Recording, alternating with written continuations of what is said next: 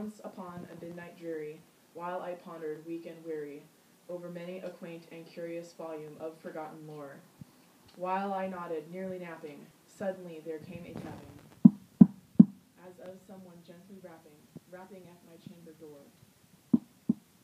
"'Tis some visitor," I muttered, tapping at my chamber door. Only this, and nothing more.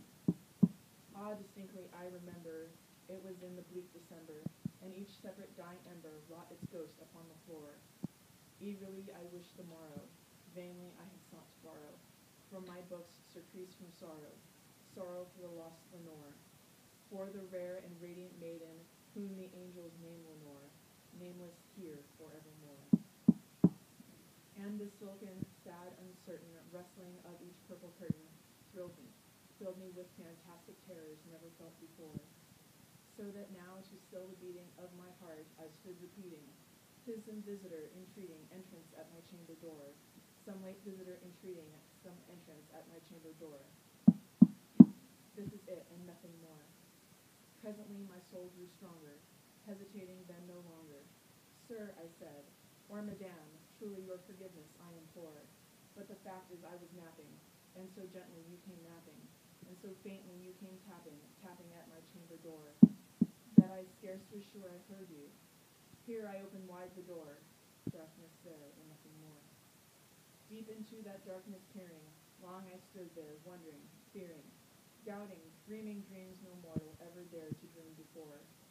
But the silence was unbroken, and the stillness gave no token, and the only word there spoken was the whispered word, Lenore? This I whispered, and an echo murmured back the word, Lenore, merely this, and nothing more. Back into the chamber turning, all my soul within me burning, soon again I heard a tapping, somewhat louder than before. "Surely," said I, "surely that is something at my window lattice. Let me see, then, what there it is, and this mystery explore. Let my heart be still a moment, and this mystery explore. 'Tis the wind, and nothing more." Open here I flung the shutter, when, with many a flirting flutter, in there stepped a stately raven, of the saintly days of yore.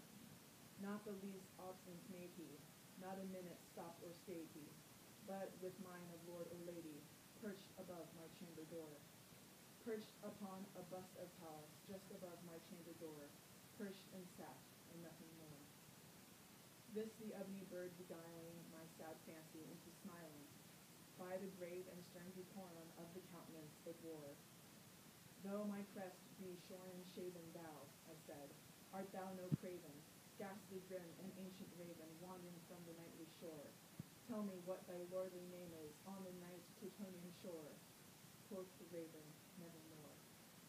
Much I marveled this ungainly fowl to hear discourse so plainly, though its answer little meaning, little relevancy bore.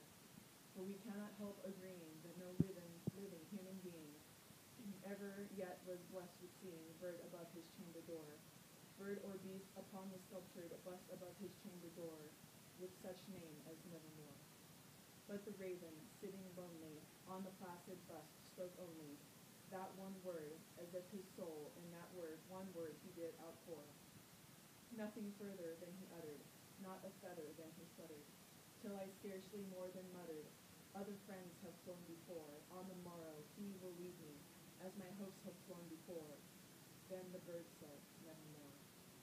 Startled at the stillness broken by reply so aptly spoken, "Doubtless," said I, "what it utters is its only stock in store, hot from some unhappy master, whom unmerciful disaster followed fast and followed faster, till his songs one burden bore, till the dirges of his hope the melancholy burden bore, of never, nevermore." But the raven still beguiling my sad fancy into smiling, straight I wheedled a cushioned seaton in front of bird and bust and door. Then upon the velvet sinking, I betook myself to linking fancy unto fancy, thinking what this ominous bird of yore, what this grim, ungainly, ghastly, dauntless, ominous bird of yore, meant in croaking nevermore. This I sat, engaged in guessing, but no syllable expressing, to the fowl whose fiery eyes now burned into my bosom's core. This and more I sought divining, with my head at ease reclining, on the cushioned velvet lining of the lamplight floated o'er, but whose velvet lining with lamplight loading o'er, sheaves shall press, nevermore. Then methought the air grew denser, perfume from an unseen censer, swung by seraphim, whose footfalls tinkled on the tuffed floor. Wretch, I cried, thy God hath lent thee, by these angels he hath sent thee, respite and nepenthe from thy memories of Lenore. Quaff this nepenthe in this forever forgot this lost Lenore. Quoth the raven, nevermore. Prophet, said I, thing of evil, prophet still, if bird or devil, whether tempter sent, or whether tempest tossed thee here ashore. Desolate, yet all undaunted, on this desert land enchanted, on this home by horror haunted, tell me truly, I implore. Is there balm in Gilead? Tell me, I implore. Quoth the raven, nevermore.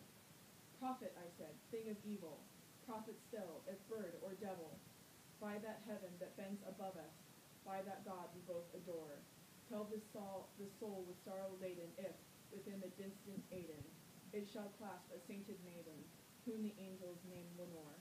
Clasp a rare and radiant maiden, whom the angels name Lenore. Quoth the raven, nevermore. Be that word or sign of parting, bird or fiend, I shrieked, upstarting. Get thee back into the tempest and the night's Plutonian shore. Leave no black plume as a token of that lie thy soul has spoken. Leave my loneliness unbroken. Quit the bust above my door.